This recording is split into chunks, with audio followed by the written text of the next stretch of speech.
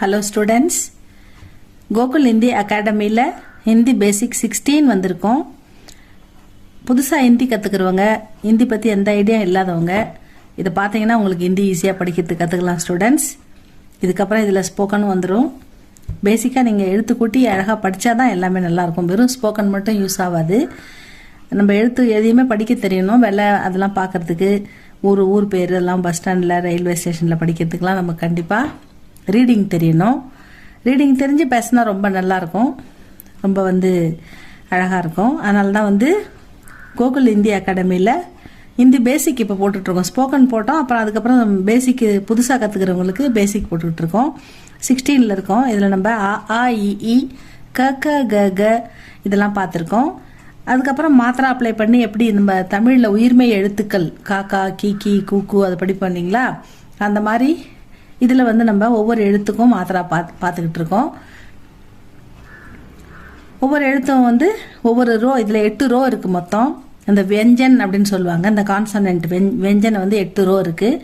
அந்த 8 ரோவில் கக்க கங்க ச ஜங்க த த ப ஃப ப ப ம.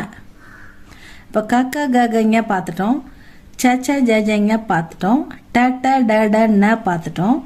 3 ரோ நம்ம கம்ப்ளீட்டாக பார்த்துருக்கோம். இந்த எழுத்துக்கள் ஒன்றுத்துக்கும் எழுத்து அப்ளை எப்படி பண்ணுறதுன்னு பார்த்துருக்கோம். இப்போ 4th ரோ 4வது ரோ வந்திருக்கோம். த த ந தாவரிசை, த த ந.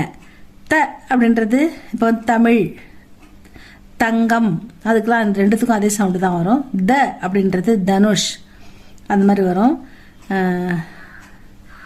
தவில், தனுஷ், தர்மம், தானம், அந்த மாதிரி த என்ற சவுண்டுக்கு வரும். நம்ம தமிழில் த த அப்படின்னு சொல்லுவோமே தவிர அதுக்கு தனியான எழுத்து நம்ம எழுத மாட்டோம். ஹிந்தியில் தன்றது DHA அப்படின்னு எழுதணும், தன்றது THA அப்படின்னு எழுதுவோம். நம்ம டிஃப்ரெண்ட் தெரியறதுக்காக அந்த மாதிரி நம்ம த ந. இந்த ந வார்த்தைக்கு முதல்ல வர ந எப்படி நம்ம தமிழில் யூஸ் பண்ணுவோமோ அதே கேட்டகரி தான் இதுலேயும். மாத்திரா அ ஆ இ உ ஊ ரு ஏ ஐ ஓ ஔ அம் அக. இந்த சவுண்டுக்கு மேலே வர்ற இந்த குறியீடை தான் நம்ம சின்னுக அப்படின்னு சொல்லுவாங்க. அந்த குறியீடு தான் நம்ம ஒவ்வொரு எழுத்துக்கும் அப்ளை பண்ண போகிறோம். அதை அப்ளை பண்ணும்போது அதை எப்படி படிக்கணும்னு பார்க்க போகிறோம். அவ்வளோதான் ஸ்டூடெண்ட்ஸ், வெரி சிம்பிள். இப்போ அ ஆ இ அதே மாதிரி த தா தி தி து து த்ரு தே வரேன் தே தை தோ தௌ தம் தக. இப்போ இந்த